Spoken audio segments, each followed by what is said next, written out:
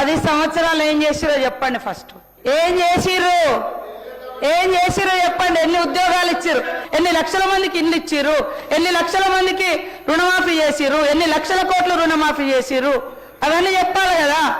అధ్యక్ష, ఇప్పుడు ఆ రోజు మేము బడ్జెట్ ప్రవేశపెట్టినాము, దాని మీద చర్చ జరిగింది, బిల్లు పాస్ అయింది, దాని మీద ప్రజలు తీర్పు ఇచ్చింది. దట్స్ ఓవర్ అధ్యక్ష.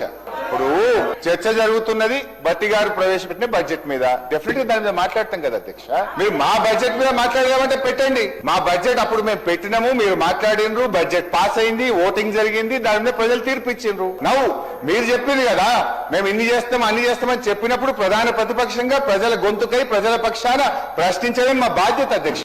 అధ్యక్ష, ఇప్పుడు రుణమాఫీ ఎందుకు కాలేదంటుండ్రు? మీ నాయకుడే చెప్పింది కదా, కేసీఆర్ గారు 2 లక్షలు చేసిండని సంతోషపడుకుండ్రి, ఉరుకుండ్రి, మళ్ళ తెచ్చుకోండి, లైన్ కట్టుండ్రి, బ్యాంకుకు పోండి, మళ్ళ తెచ్చుకోండి, నేను రాగానే 7 తారీఖే మాఫీ చేస్తా అని చెప్పింది కదమ్మా. నీ మాట నమ్మే ఉరికి తెచ్చుకున్నారు వాళ్ళు. నువ్వు మోసం చేసినావు, గదే చెప్తున్నా. నేనేం చెప్తున్నా? ఇంకోటి అధ్యక్ష, మీరేం చేసిండ్రు అంటున్నారు.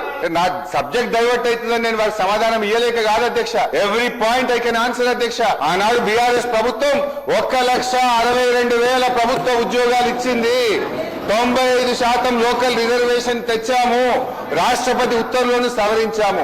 అయితే నేను చెప్తే ఇంకా చాలా విషయాలు ఉన్నాయి కానీ అధ్యక్ష, దాంట్లో బోను నా ఇష్యూ డైవర్ట్ అవుతుంది కనుక దయచేసి నేను మీతో కోరుతున్న ఎలియా మినిస్టర్ గారు, ఫైనాన్స్ మినిస్టర్ గారు ఇవ్వాలి కానీ ఇట్లా తాపకొక్క మంత్రులు వేస్తే నా సబ్జెక్ట్ పోతుంది అధ్యక్ష. దయచేసి మీరు ఇంటరప్షన్ కాకుండా చూడాలని మిమ్మల్ని సవినయంగా ప్రార్థిస్తాను.